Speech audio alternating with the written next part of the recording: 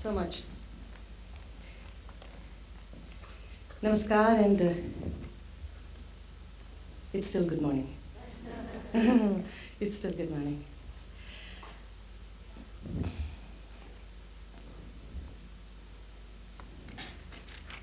So the term glass ceiling was first used in 1986 in Wall Street Journal article, and as regards women advancement in professions. So that's where the term came up, glass ceilings. And since 1986, and we are in 2017, you'll have to decide where women are as far as professions are concerned. I suppose they're there, but we could still do better. We could still have more people in the professions. But the glass ceiling, the seriousness of the term, I think, is most relevant in the areas of diversities. And I'm particularly interested in diversities of abilities. I'm interested in disabilities.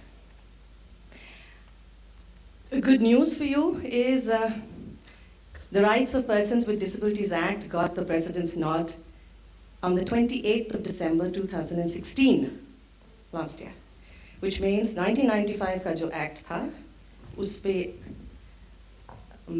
changes happened, and then it took many, many years, and finally, in this session, in 2016, 28 December, which also happens to be my birthday. So I'm very thrilled about it. I'm very thrilled it happened on the 28th. Hello. 2016, which means 1995 recognized 7 disabilities. 2016 is recognizing 21 disabilities, ladies and gentlemen. So you need to understand one thing, that how many of you have people, and this has to be absolutely honestness, how many of you have friends with disability? How many of you have relatives in the house with disabilities? My God, that thing really went up. Lovely. How many of you see people with disabilities on the road? How many people with disabilities do you see on the road? Really? You do? When did you last see a person with disability on the road? In the mall, perhaps, because it is. Why do you see them in the malls? Wheelchair users in the malls, why do you see them in the malls? Right now, why do you see them? Because it's accessible. Mandatory, वो ramp एक बना दिया है उन्होंने, तो वो mall के अंदर तो घुस जाते हैं. But if you have to see them, and mind you, if they want to watch Kabil, or if they want to watch Munna by MBBS, they pay 200, whatever money that all of us pay, and they buy the tickets, and they go right up to the multiplex, and then what happens? Then tell me where they're sitting. And where? Absolutely. Did they pay less? Are they not going to buy the coffee? Are they not going to contribute to the income of that multiplex? However, the tokenism that happened after they reached the multiplex, so the glass ceiling that I'm going to talk to you about is not above us. It's within us. It's extremely important, ladies and gentlemen, for us to understand that we have created a very thick, though it's transparent, but it's very, very thick. And this glass ceiling that we've built for us inside our hearts is the reason why people with disabilities are not being able to progress in life. हम जब भी disability की बात करते हैं, whenever we talk about persons with disabilities, oh yes, we went and donated a lakh of rupees to that NGO. No, I send my children in the holidays to spend some time with them. So it's always a charity, it's always donation, it's always giving, it's always making. I'm going to be very, very brutal. But I think we need that to be able to shake ourselves to understanding that we cannot not do something about the fact that our fears, our prejudices, our attitudes towards disability, our ignorance of abilities, our misconceptions, the myths that we have created around disability is becoming a barrier and a hurdle in their progress. Someone with a disability who walks like this might walk like this, but he might be very, very intelligent. Don't equate this with the intellect. And there are some people who have problem with speaking. You know, there are all kind of people in the world. But you're not going to understand what I'm saying? Yes. Most of us, when we go to Tamil Nadu or Andhra Pradesh or to various other places that we don't often go, we become deaf because we don't understand the language. And then we're trying, but does communication still happen? Of course it does. What you need to understand, and this is, where am I supposed to do this? Okay? Blind people live in the world of? Quickly. Darkness. And deaf people live in the world of? I'm supposed to, every time I move from here, ask me to go back. Because we're only supposed to stand here. And deaf people live in the world of? I need you to change that. See, it came like that. Did you see the answer came like that? You didn't think twice about it. I'm going to ask you the question again, ladies and gentlemen, and this time I'm asking you to just think. Blind people live in the world of?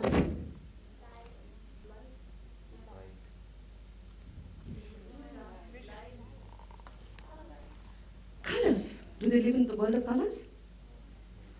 Give me something that they live in. Common sense, hai. Don't think too much. Huh? They live in the world. World of what? Yeah, actually, but in the world of, as far as darkness, give me another word. No, they don't live in they are blind, so they don't live in the world of light, but they do live in the world of sound. They do live in the world of imagination. Deaf people do live in the world of colors, sight. But the first thing that we do, and that's what we teach our children, is what they cannot do. What if we start teaching our children, guess what? Blind people can see in the dark. Can you? Blind people can see in the dark. Darkness is the most natural thing for them. And they can see. I remember मेरी माँ कहा करती थी जब मैं कलकत्ते की हूँ और वहाँ बहुत light. There used to be a lot of load shedding in Calcutta when I was growing up there. And my mother used to constantly say whenever there was a problem with the current, जहाँ खड़ी हो वहीं खड़ी रहो. Wherever you are standing, stand there, because she knew that if I started moving, I'm going to throw everything around. But for a blind person, it's no problem at all. It's no problem at all, ladies and gentlemen. So this is so in the glass ceiling, there has been a small dent in the glass ceiling in your hearts today. Because now you're going to think about blind people live in the world of imagination, live in the world of sound, live in the world of touch. Why didn't we think of that? And deaf people live in the world of sights, live in the world of sound again, live in the world, even, for example, let me tell you, I would like to say deaf people live in the world of sound too, because deafness and blindness, one thing you need to understand is there are various types of disabilities. How many did I tell you the government is recognizing now? 21. And there are various degrees of disability. So, how many of us disabled here? Go on. I can see you wearing what I'm wearing. But you see, it's so common that we don't think about it twice. But for all practical purposes, ladies and gentlemen, all of us who are wearing specs are visually impaired. But what did we do? We prevented it from becoming a handicap by going and getting ourselves specs. So if the person on the wheelchair came up to the multiplex and sat at the corner and did not go to like an A1, which was the seat that she had, the ticket, it's because the multiplex handicapped her. She is not a handicapped person. She's disabled. But she's rich enough to buy a ticket and she came. So who handicapped her? The infrastructure, the society, our attitudes, the architecture. So you possibly couldn't have seen many people on the roads, ladies and gentlemen. Let me tell you how many people with disabilities are there in our country. Any idea?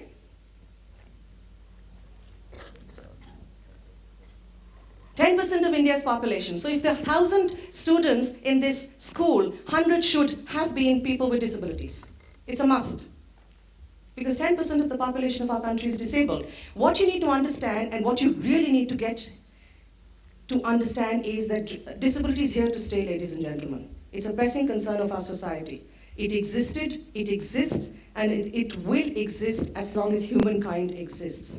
Some of us are born disabled, and any one of us here sitting here can be rendered disabled in the course of life.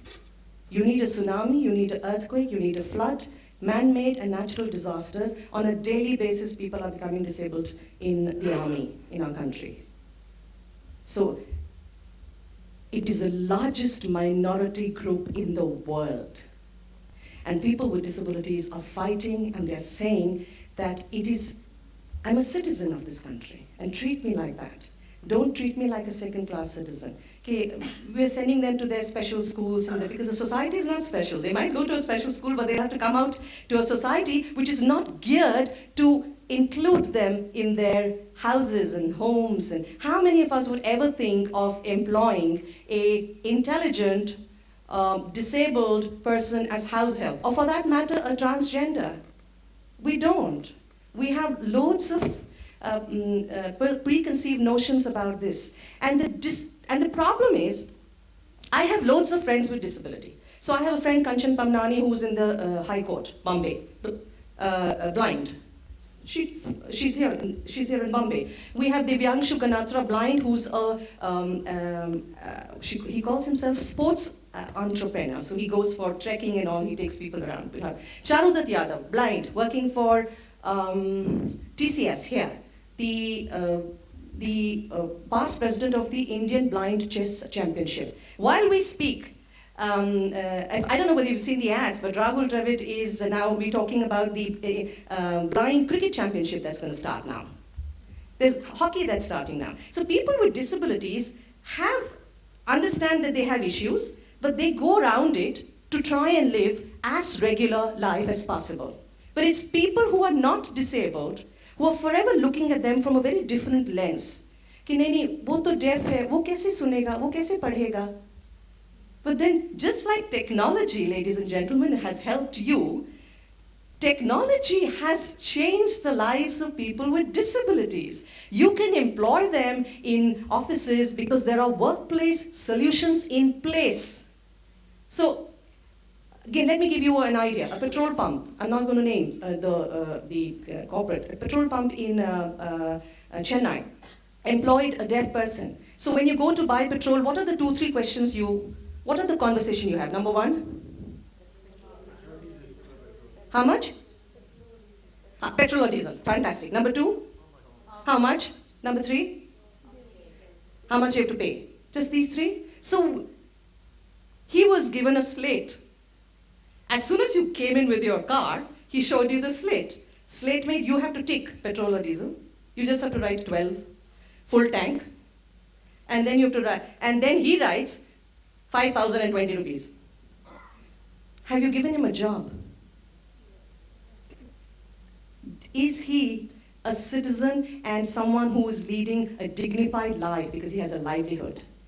What is the purpose of education, ladies and gentlemen? We all send our children to school. Let me tell you, at the end of the day, the purpose of education is dignified livelihood. Finally, we want to be able to live our lives by earning a salary, by earning our money and being independent. And those are the dreams that parents with disabled children also have, that their child should go to school and learn and be able to live independently and respectfully on his own. So, approximately 10% of the people of population. Now here you have very many people with disabilities.